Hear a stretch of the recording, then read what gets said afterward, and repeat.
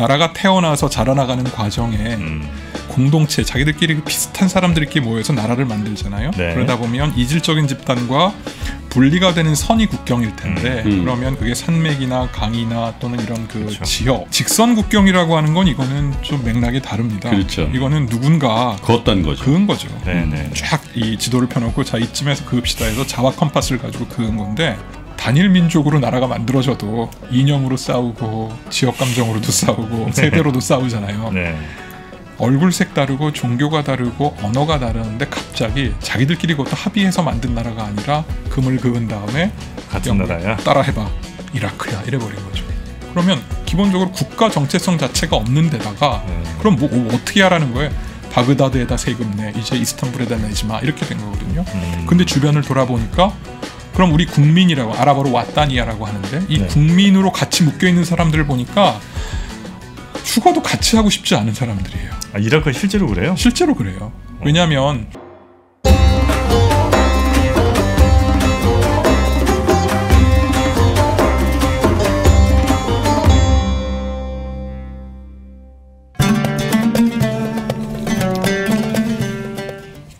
삼프로TV 스페셜 중동은 왜? 라는 주제로 저희가 그러니까요. 인남식 교수님을 모시고 지난 첫 번째 시간을 또 열어보지 않았습니까? 그러니까요. 역시 너무 하나도 버릴 게 없는 좋은 강의였습니다. 오늘도 우리 교수님과 함께 한번 중동 이야기 이어가 보도록 하겠습니다. 인남식 교수님 어서 오십시오. 네, 안녕하세요. 반갑습니다. 네, 반갑습니다. 다들 그러시잖아요. 인남식 교수 왜 인제 왔냐고. 그러니까 좀 더 일찍 모셔야 돼. 자, 요즘은 러시아, 우크라이나가 이제 국제 정세 제일 핫한 이슈긴 합니다만 그래도 늘 이 그렇죠. 중동 문제가 이제 늘 문제가 좀 됐었으니까 그 문제들의 원인이 무엇인지 오늘 좀 밝혀주시면 어떨까 합니다. 네, 알겠습니다. 네. 자, 일단 저희가 중동이 어디냐는 이제 지난 시간에 좀 배웠고요. 중동에 대한 기본적인 정보는 저희가 습득을 했고요. 오늘은 이제 뭐부터 보면 되겠습니까? 조금 더 크게 보는 개념도 있죠. 중동. 네, 그렇습니다. 이거보다 훨씬 더 넓게 봐서 중앙아시아나 지금 현재 한참 이슈가 됐던 탈레반의 아프가니스탄도 다 중동으로 놓고 같은 문화권으로 보기도 하는데요. 네. 어쨌든 지난 시간에 말씀드린 대로 이란, 터키, 그다음에 이제 북아프리카 정도까지 좀 확장된 중동이랑 놓고 본다면 지도를 한번 제가 다시 한번 좀 보여주셨으면 좋겠어요. 제가 이렇게 빨갛게 금을 그어놓은 데가 제가 규정하는 중동 지방입니다. 제가 여기를 연구하고 있고요. 개인적으로는 지금 아프가니스탄도 같이 들여다보고는 있습니다. 자, 보시면 두 분께 한번 제가 간단히 여쭤볼게요. 이 위에 유럽의 지도가 있잖아요. 네.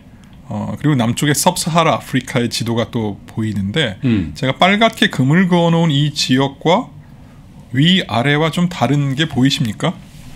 정답은 없습니다. 저희가 느끼기에는 일단 굵직굵직하고요. 네. 그리고 이 선이 딱딱 직선으로 되어 있다. 그렇습니다. 네. 제가 원하는 답을 바로 주셨어요. 제가 언젠가 이 질문을 똑같이 누군가 했더니 한 친구가 나라마다 색깔이 다르다 그래가지고 그때 제가 보시면 직선 국경이라고 하는 게 갖는 의미가 조금 남다를 겁니다. 왜냐하면 보통 우리가 국경이 형성되는 과정은 나라가 태어나서 자라나가는 과정에 공동체, 자기들끼리 비슷한 사람들끼리 모여서 나라를 만들잖아요. 그러다 보면 이질적인 집단과 분리가 되는 선이 국경일 텐데 그러면 그게 산맥이나 강이나 또는 이런 지역, 어떤 토양 이런 것들이 작동을 하는 건데 직선 국경이라고 하는 건 이거는 좀 맥락이 다릅니다. 그렇죠. 이거는 누군가 그었단 거죠. 그은 거죠. 쫙 이 지도를 펴놓고 자 이쯤에서 그읍시다 해서 자와 컴파스를 가지고 그은 건데 보통 전 세계 지도를 놓고 보면은 한 80-90%가 삐뚤빼뚤한 국경입니다. 그렇겠죠. 영어로는 physiographic border demarcation 그래서 자연 환경적 국경 이런 표현을 쓰는데 이런 직선 국경은 한 10 내지 20% 정도라고 제가 기억을 하는데 이거는 이제 영어로는 geometric border demarcation 그래서 기하학적 국경 획정 그야말로 삼각형 자 가지고 긋는 그런 느낌이에요. 그러니까 인위적인 국경이라는 거거든요. 근데 보시면 이렇게 인위적인 국경을 긋게 되면 문제가 발생을 합니다. 근데 그 전에 지난 시간에 제가 잠깐 말씀드렸던 것처럼 이렇게 그럼 누군가 그 국경을 그었다면 원래 여기는 누구의 땅이었을까요? 그게 나오는 거잖아요. 그 네. 질문이 나와야 되잖아요. 그렇죠. 그게 이제 오스만 투르크 제국의 땅이었습니다. 터키의 땅이었습니다. 중동 대부분의 지역이. 네. 그리고 누가 그었을까요? 그거는 이제 영국과 프랑스라고 보통 이야기를 합니다. 왜냐하면 1차 대전 때 이 600년 이상 제국의 지위를 누리던 터키 제국, 오스만 제국이 독일과 손을 잡고 영불연합군과 싸우거든요. 그게 이제 1차 대전인데 1차 대전에서 영국과 프랑스가 터키를 이제 누르고 이기죠. 그리고 이 광대한 제국을 분할을 하기 시작합니다. 조금 쉽게 이야기를 하면. 그러면서 국가들이 동시다발적으로 생겨나기 시작한 게 지금의 중동이라고 보시면 됩니다. 약간 뭐 제가 좀 일반화해서 이야기하긴 했지만 그러다 보니까 나라들이 죄다 국경이 직선으로 나오게 된 거죠. 이쯤에서 그읍시다에서 나오게 된 겁니다. 요게 제일 중요합니다. 사이크스-피코 어그리먼트라고 하는 사이크스-피코 합의라는 게 있는데 이게 뭐냐? 1차 대전이 진행되는 과정에 영국의 고위 외교관이었던 마크 사이크스 경과 프랑스의 고위 외교관이었던 프랑스와 피코라고 하는 사람이 1915년 16년 어간에 만납니다. 몰래 만납니다. 네. 만나서 우리가 지금 터키군과 싸우고 있는데 1차 대전에서 여기서 이기면 요렇게 이 지역을 분할해서 나눠 갖자. 너네랑 우리랑. 왜냐하면 둘 다 영국은 과거 빅토리아조의 대영 제국의 복원을 원하고 있는 사람들이고 프랑스는 영국 브리튼 섬에 비교하면 자기들이 훨씬 더 강한 나라여야 하는데 영국에게 해상권을 뺏기는 바람에 제국의 지위를 못 누렸거든요. 그러니까 프랑스는 이 기회에 이 오토만 제국의 중요한 핵심부를 우리가 장악함으로 이제 영국 못지않은 내륙으로 나폴레옹의 그 후예답게 치고 들어가는 그런 육군의 기상을 보여주자 그래가지고 서로 자기들 이해관계에 맞게 국가를 재편하게 됩니다. 이러면서 중동이 탄생을 하게 되는 거죠. 근데 문제가 생기죠. 여기 보시면 이 지도가 지금 좀 정확히 구현되진 않고 좀 작아 보이긴 하지만 한마디로 이런 겁니다. 여기 빨간 부분은 영국이 직접 통치하겠다고 하는 거고요. 여기는 뭐 누구 나라 안 만들어 주겠다는 거고, 여기 그 분홍색으로 돼 있는 이 부분은 반으로 나눠서 오른쪽은 이라크라고 하는 왕국을 만들고 왼쪽은 요르단이라고 하는 왕국을 만들어서 영국이 원하는 리더십을 세우기로 합니다. 그리고 이 파란 데는 맨 위에는 여기는 프랑스가 직접 다스리는 지역으로 하고 그 아래는 시리아라고 하는 왕국을 만들어서 프랑스가 원하는 리더십을 세우기로 합니다. 물론 다 어차피 아랍 가문이겠지만. 그리고 옆에는 레바논이라고 하는 나라를 만드는데 여기는 프랑스가 이렇게 생각을 하죠. 그래도 우리 프랑스는 혁명의 후예인데 죄다 왕국을 만드는 것보다 작은 나라 하나는 공화정으로 만들어서 정말 아름다운 나라를 만들자라고 하는 게 내심이 있었습니다. 그래서 이제 그렇게 탄생한 나라가 레바논이죠. 그러니까 레바논은 아예 출발부터 공화정이었습니다. 그러니까 레바논 가면은 전혀 다른 중동의 분위기가 나오잖아요. 완전히 다르죠. 네. 아까 제가 아랍 22개국이 있다고 말씀드렸는데 지난번에 아랍 22개국 중에 레바논 아랍 사람들은 유럽 같아요. 유럽이죠. 네. 복장도 금발머리도 있고 눈 파란 사람도 있고 반면에 수단 아랍 사람들은 정말 새까매요. 그러니까 그게 보니까 이 아랍이라고 하는 공동체가 언어 공동체라는 걸 이제 또 방증하는 하나의 그 사례이기도 하고요. 어쨌든 레바논이 그렇게 태어났는데 이게 사실은 중동을 보면 이렇게 태어난 나라들이기 때문에 지금까지 이 분쟁의 씨앗이 계속 남아있는 그런 구조라고 말씀을 드릴 수가 있어요. 다음 지도를 보시면 요거거든요. 여기 보시면 초록색으로 되어 있는 게 오스만 투르크의 영토였어요. 역사적으로. 근데 이제 연할수록 옛날로 올라가는 거고 진할수록 이제 가까이 내려오는 건데요. 이게 이제 북아프리카 해안 지역이 전부 오토만의 영토였죠. 오스만 제국의. 그다음에 발칸반도 대부분. 비엔나 직전까지 올라갔었으니까 그게 전부 오스만 터키 제국이었고 아라비아 반도에서도 여기 아까 말씀드린 하사 지역까지 내려오는데 히자즈 전부 다 오스만의 영토였죠. 근데 이게 1차 대전이 끝나고 현대 중동으로 어떻게 탈바꿈 하냐면 이렇게 나라들이 등장을 하게 됩니다. 그러니까 쪼개어진 거예요, 제국이. 근데 제국이 쪼개어질 때 두 개의 부작용이 생깁니다. 첫 번째 부작용은 뭐냐면 직선 국경인데요. 국가가 만들어졌는데 기본적으로 이 제국 안에 살고 있었던 중동의 현지인들은 국가라고 하는 개념 자체가 없었어요. 그러니까 다 모여봐 이렇게 해놓고 자 따라해봐 너 이라크 국민이야 이렇게 된 거죠. 우리가 흔히 지도를 보시면 시리아, 요르단, 레바논, 뭐 이라크 이러면 되게 오래된 나라 같은 느낌이 들거든요. 그렇죠, 역사적으로. 그렇죠. 네. 근데 20세기 이전에 존재한 적이 한 번도 없는 나라들입니다. 신생국가라고 보는 게 더 정확합니다. 물론 수리아라고 하는 건 이제 지방 이름이었어요, 옛날부터. 근데 그게 국가로 작동한 적은 없었고요. 이제 이 동시다발적으로 이제 국가들이 막 만들어지게 되는 그런 상황이었죠. 네, 네. 그러니까 자기가 국가에 대한 정체성이 없는데 갑자기 국민이 되었을 때의 당혹감이라는 게 있습니다. 무슨 독립운동한 것도 아니고 뭐 어떤 나라를 자기들이 꿈꾸면서 미국이나 이렇게 이민 와서 만든 것도 아니고 그냥 제국의 신민으로 알아서 술탄한테 이스탄불에다 세금 내고 500~600년 잘 살아왔는데 금이 그어진 거예요. 근데 이렇게 인위적으로 금을 그으면서 국가가 발생할 때 두 가지 부작용이 발생을 하는데 첫 번째 부작용은 오랫동안 하나의 공동체를 꾸려왔던 단일 집단이 창졸간에 찢어져 버리는 경험을 하게 됩니다. 타의에 의해서. 네, 네. 국경이 싹 지나가 버리면서 멀리 갈 것 그렇겠네요. 없죠. 우리 한반도가 해방 직후에 얼마 안 있다가 냉전의 기미가 몰려들면서 북위 38도선으로 갑자기 나뉘어버렸잖아요. 네. 그건 어떤 지형지물이 있는 것도 아니고 마을을 관통할 수도 있는 그런 거였잖아요. 근데 얼마나 많겠습니까? 중동의 이 수많은 이 직선 국경 안에. 네. 그중에 가장 대표적인 사례를 하나 들면 인구가 3천만이 넘고 단일 언어, 단일 문화, 역사적으로 굉장한 자존심을 가지고 있는 민족이 하나 있습니다. 그런데 자기 나라를 갖지 못하고 이때 찢어져 버린 민족이 하나 있습니다. 혹시 두 프로님께서 찢어진 나라? 네, 자기 나라를 갖지 못한 최대 민족입니다. 단일 민족. 팔레스타인? 아닙니다. 단일 여기 있습니다. 민족인데? 쿠르드족입니다. 아, 쿠르드. 네, 터키 3천만이나 옆에. 돼요. 네, 여기 이렇게 있습니다. 아, 자, 보시면 여기 빨간 데가 지금의 터키인데요. 네. 여기 점 하나가 100만 명입니다. 쿠르드족입니다.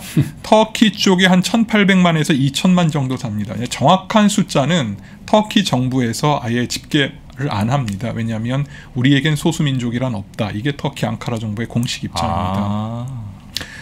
그래서 이제 숫자를 정확히 알 수 없지만 터키 동부 산악지대, 아까 제가 말씀드렸던 것처럼 유프라테스와 티그리스 강이 네네. 발원하는 그 산악지대가 바로 쿠르드의 거점이거든요.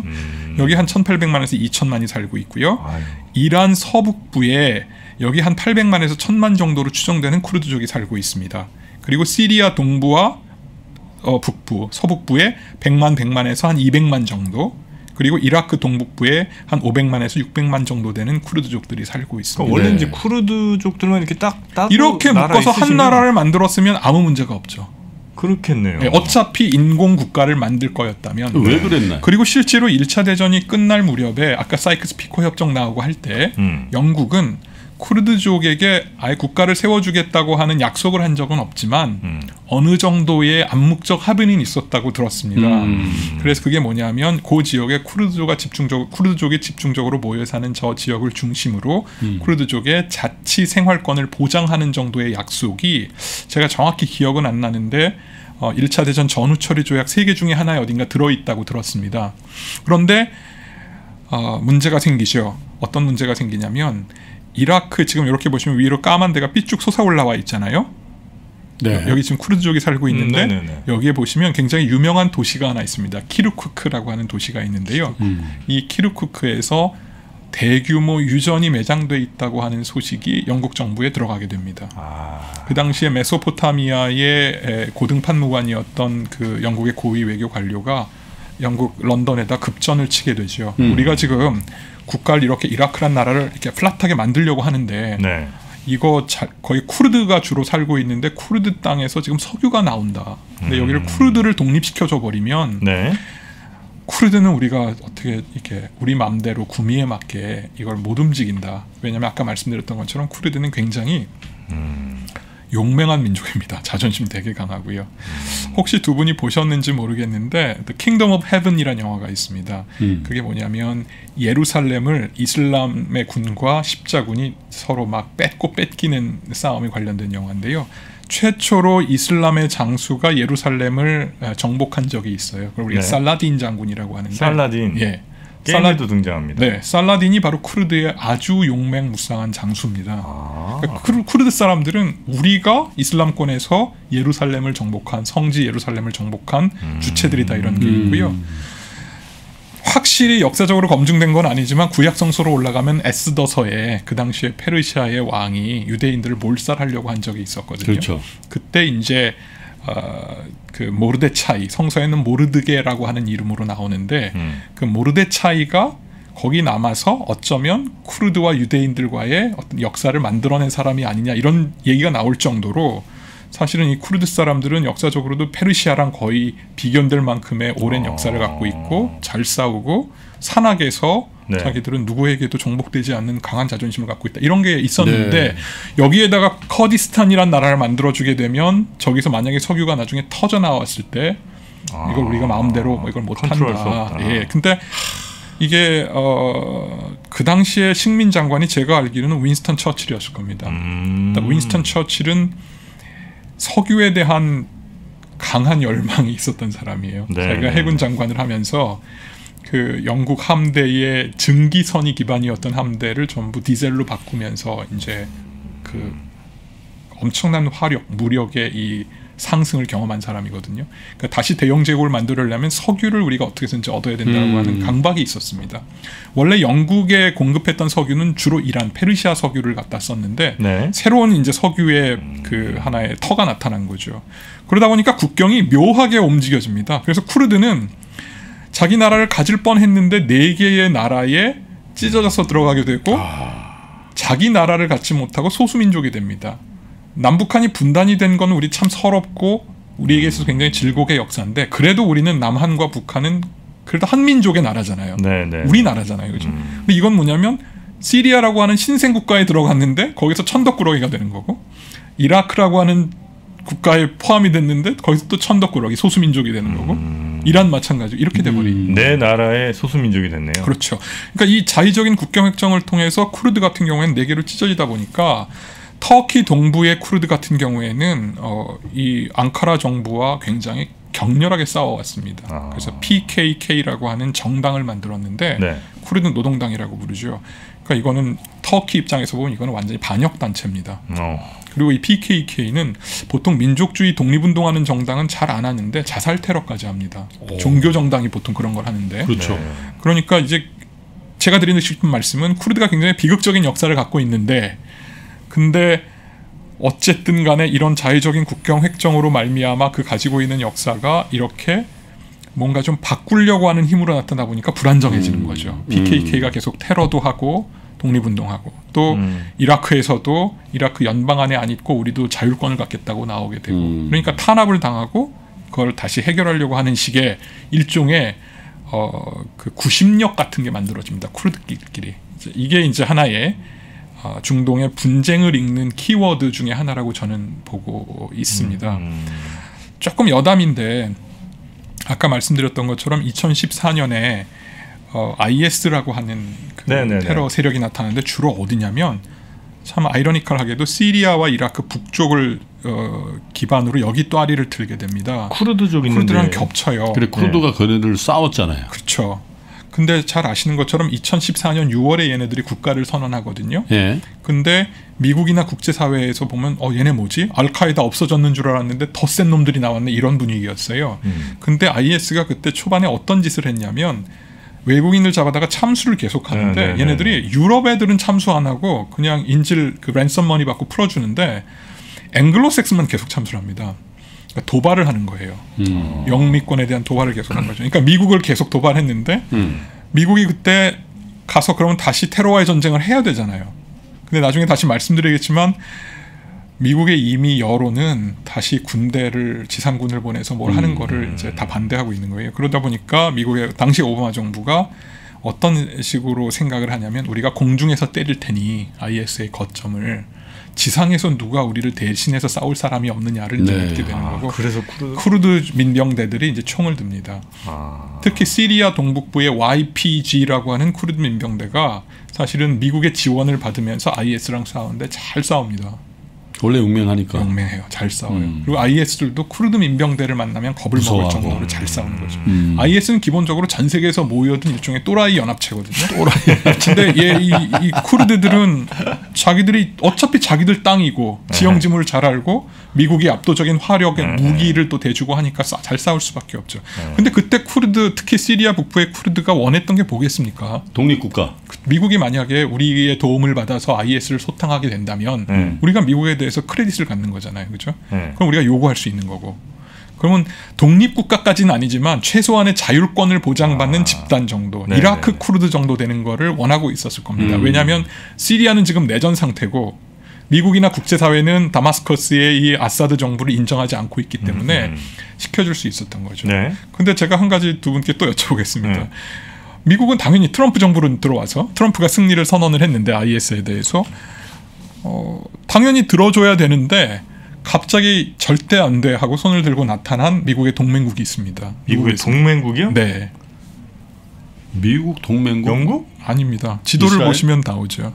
터키입니다. 터키? 아, 네, 동맹국이요. 나토 동맹국이죠.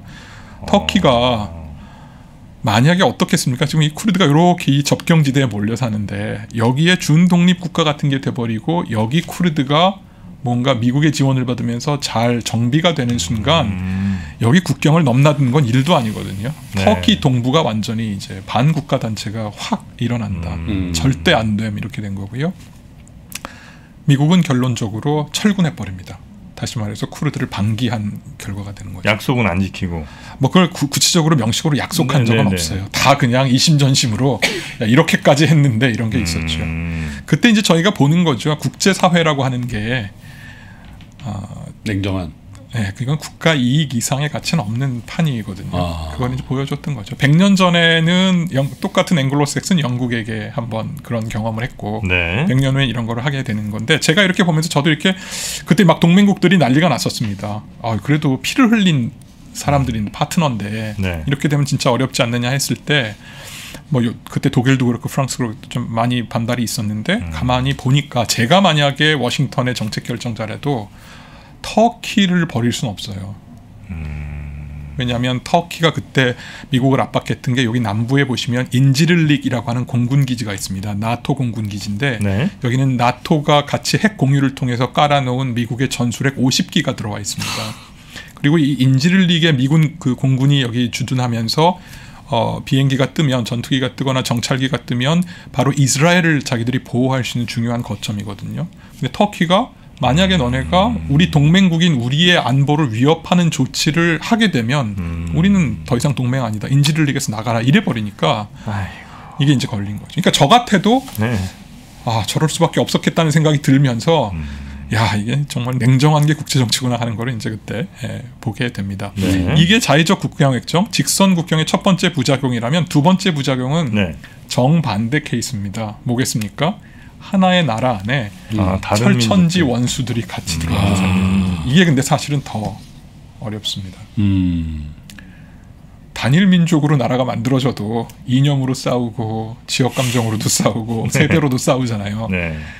얼굴색 다르고 종교가 다르고 언어가 다르는데 갑자기 자기들끼리 그것도 합의해서 만든 나라가 아니라 금을 그은 다음에 같은 나라야? 따라해봐. 이라크야. 이래버린 거죠. 그러면 기본적으로 국가 정체성 자체가 없는 데다가 그럼 뭐 어떻게 하라는 거예요? 바그다드에다 세금 내. 이제 이스탄불에다 내지 마. 이렇게 된 거거든요.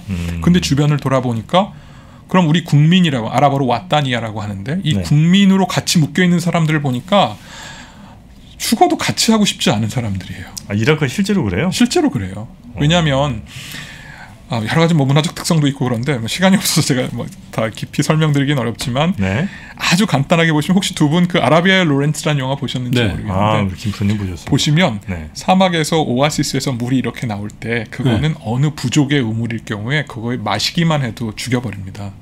그러니까 자기 영역이 있어서 사막에서 오아시스 영역이라고 하는 거는 한 부족과 가문이 살아나가는 데 있어서 정말로 절대로 지켜내야 될 가치거든요.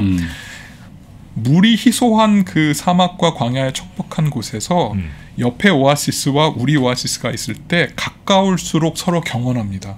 그럴 수밖에 없죠. 이거 혹시 쟤네들이 쳐들어와서 올까? 뭐 그렇겠네요. 그러니까 원교 근공의 구조가 작동하는 곳이에요. 차라리 먼데 있는 부족들은 와서 우리 거 안 뺏을 텐데 옆에 있는 애들이 우리를 공격할 수 있다라는 게 있어서 가까운 부족과 잘 지내는 케이스보다는 먼 부족과 차라리 잘 지내는데 금을 그었다는 건 뭐냐면 구획을 지어버리는 거잖아요.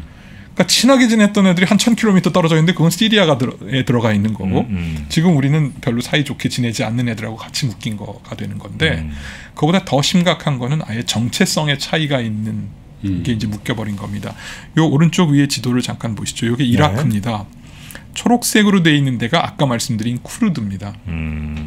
그리고 요 약간 좀 진홍색으로 되어 있는 데가 아랍은 아랍인데 여기가 수니파들이 몰려 사는 데고요. 네. 아래 베이지색으로 되어 있는 데가 시아파들이 몰려 사는 데입니다. 이란? 예, 이라크요. 이라크? 예, 이라크의 시아파가 여기 몰려 살고 있습니다. 전 세계에 수니파와 시아파의 인구를 놓고 보면 보통 저희가 16억 무슬림 인구라고 보는데 90 내지 10 정도로 봅니다. 수니파 90%, 시아파 10%라고 보는데 전체 57개 이슬람권 국가 중에 시아파가 다수인 나라는 딱 4나라밖에 없습니다. 그게 이란, 이라크, 또 걸프 왕국 중에 바레인, 그다음에 아제르바이잔. 요 4나라 말고는 전부 수니파가 압도적인 다수인데요. 네.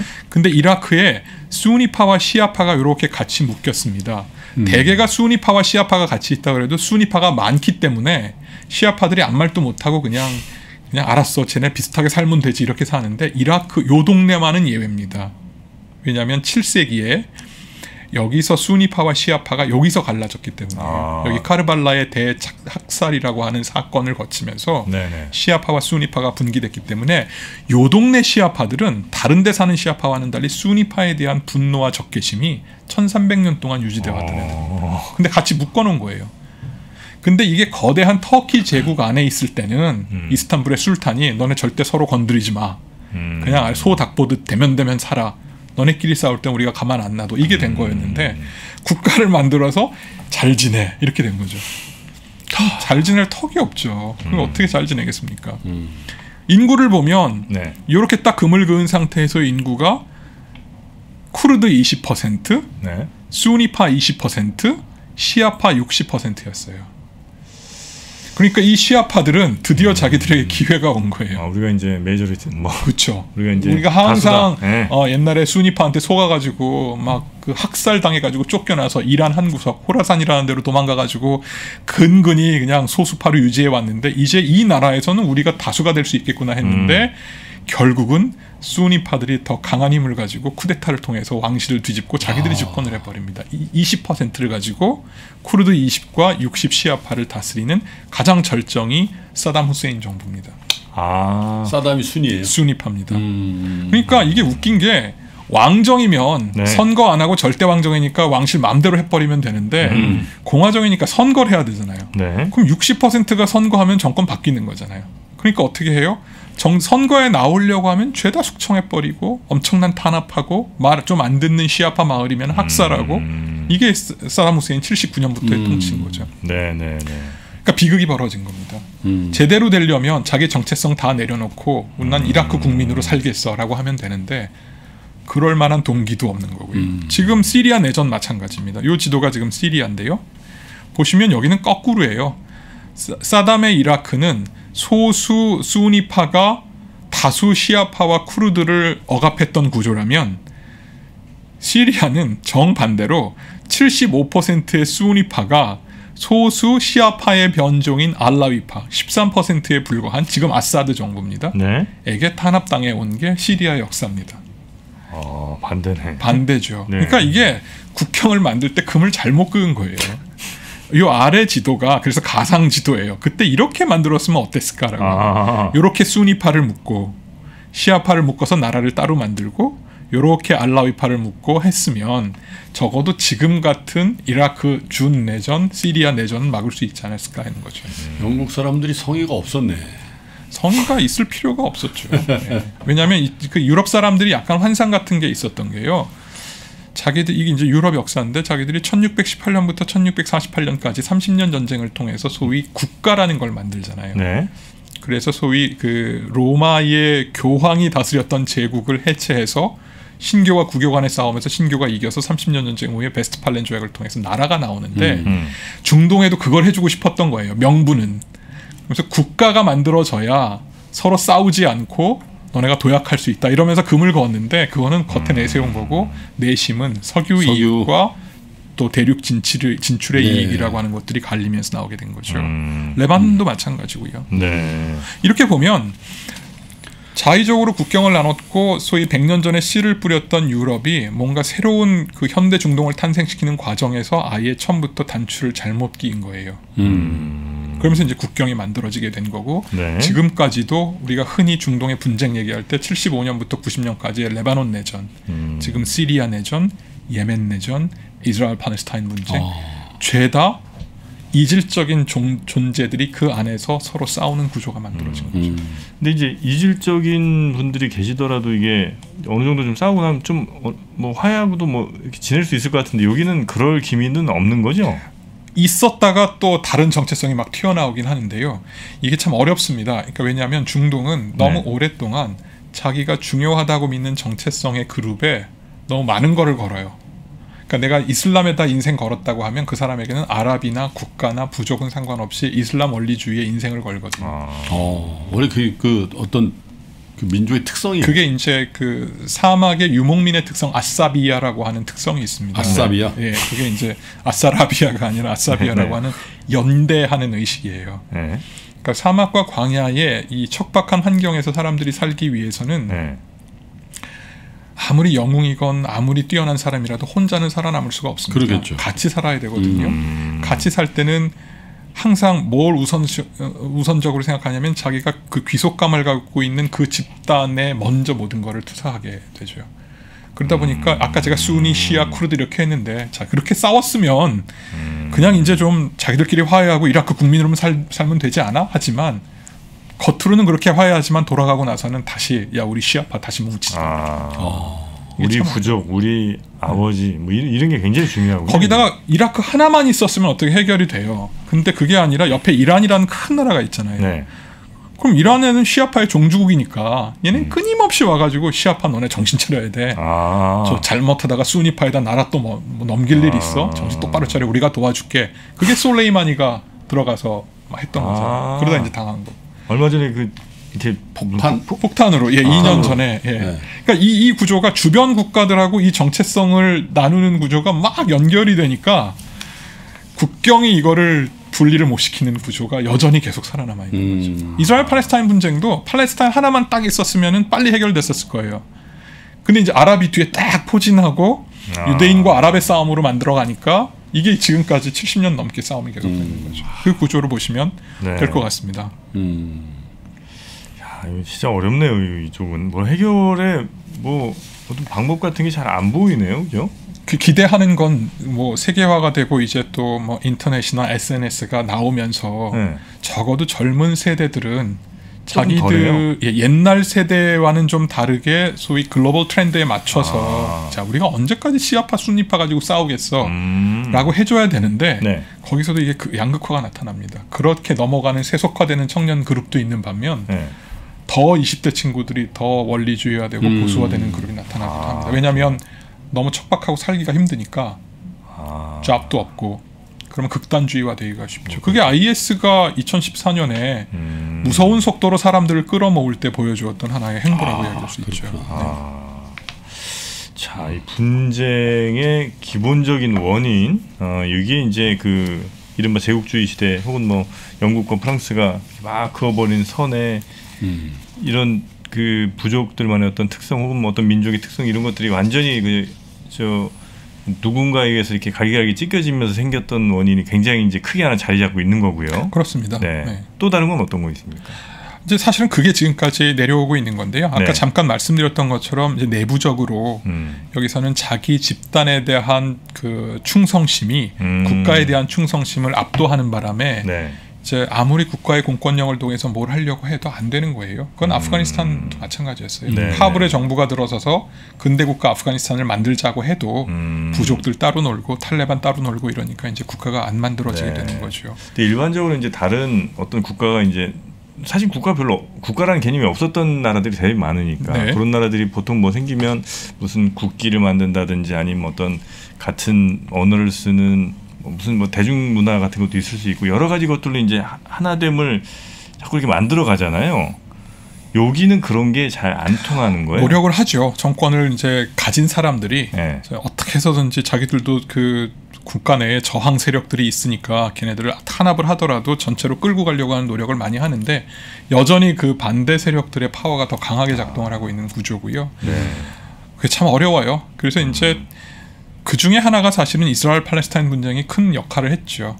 이스라엘이라고 하는 공공의 적이 있다 보니까 네. 이제 그 아랍 사회가 계속해서 뭔가 투쟁적이고 호전적인 그림을 그려냈던 그런 그림, 그런 책임도 저희가 좀 짚어볼 필요는 있습니다. 네. 자, 그러면 이제 하나의 큰 원인을 좀 이제 저희가 살펴봤고요. 그 다음에 좀 저희가 뭘 좀 보면 되겠습니까? 이제 조금 저희가 우려하는 거는 네. 중동의 분쟁도 분쟁이지만 이 분쟁이 자꾸 글로벌화되는 것도 사실은 좀 저희가 염려하는 거거든요. 그러니까 IS를 저희가 보면 예를 들어서 지금은 다 이제 괴멸됐다고 하지만 그 IS에 우리 그 당시에 그 10대 젊은이 한국인도 갔죠. 가방 싸고 갔잖아요. 네. 이제는 이게 단순히 중동에서만 벌어지는 그 이슈가 아니라 세계에 있는 여러 가지 맹점이나 약점 같은 것들이 그런 약한 고리를 통해서 드러나게 되면 젊은이들이나 불만을 가지고 있는 친구들이 모여드는 그런 구조가 지금 작동을 하고 있는 거라 네. 사실은 이제 그 중동에서의 분쟁이라고 하는 게 단순히 한 지역의 분쟁으로만 국한될 수 있는 건 좀 아닌 것 같고요. 네, 네, 네. 이제 그런 차원에서 지금 중동의 문제가 우리한테는 더 이상 이제 남의 일이 아니다 이제 이렇게 다가오는 것 같아요. 네. 그리고 이제 최근에 벌어지는 분쟁들은 조금 네. 이제 다른 맥락에서 저희가 설명을 할 수 있을 것 같습니다. 네. 네. 이 중동 분쟁의 뭐 근본적인 이유를 저희가 이제 좀 근데 살펴봤고요. 쿠르드는 진짜 네. 너무 안타깝네요, 그죠? 너무 억울하겠다. 그러니까 네. 제가 아는 쿠르드 사람이 한 명 있어요. 있어?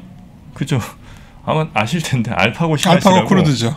네. 아시는군요. 알파고? 네, 알파고라고. 터키에서 네, 귀화한 온. 친구죠. 네. 근데 그 친구가 네, 쿠르드계예요. 쿠르드계잖아요. 그래서 뭐 참 억울한 게 많은 것 같더라고요. 좀 잘 좀 해주지. 잘해주고 있죠. 출연료 좀 더 드려. 더 드리고 있어. 터키에서 왔는데 터키에 못 들어간대요, 자기는. 왜? 그러니까 쿠르드 출신인데 터키 지금 에르도안에 반대하는 귤렌파라고 하는 세력이 있어요. 그 친구 편이에요, 이 친구. 그 망명정부. 반정부예요, 반정부. 반정부야? 네. 못 들어가면 잡혀? 잡혀요. 네, 바로 잡힌대. 저 주한 터키 대사관에서 요주의 인물이죠. 철저히 뭐 해야 되겠구만. 아, 그래요? 요주 인물이죠. 네, 당연히. 요주 인물 정도. 반정부 단체 인사인데. 네, 제가 잘 좀 해주도록 하겠습니다. 한번 모셔봐. 한번 좀 모실까요? 쿠르드의 애환 한번 들어보자. 아니 웃을 일이 아니라. 네, 할 말이 많은 것 나는 같아요. 그런 얘기 네. 들으면 우리도 옛날에 네. 우리 조상들도 상해 임시정부하고 막 그랬을 거 아니야. 거기서 중국 사람들이 야저 조선 못 들어간대죠. 들어가면 잡힌대. 그랬을 거 아니야. 그러네, 진짜 생각해 보니까. 알파고 한번 제가 모시겠습니다. 네, 자 오늘 이 중동에 관한 공부는 요 정도에서 그럼 마무리 한번 하고요. 또 다음 시간이 또 이어지니까요. 여러분도 뭐 이런저런 궁금증들이 많으실 텐데 또 남겨주시면 저희가 여러분을 대신해서 저희가 우리 교수님께 또 여쭤보도록 하겠습니다. 네. 자, 오늘 저희와 함께해 주신 인남식 교수님 정말 많이 배웠고요. 또 다음 시간에도 잘 부탁드리겠습니다. 고맙습니다. 고맙습니다. 감사합니다.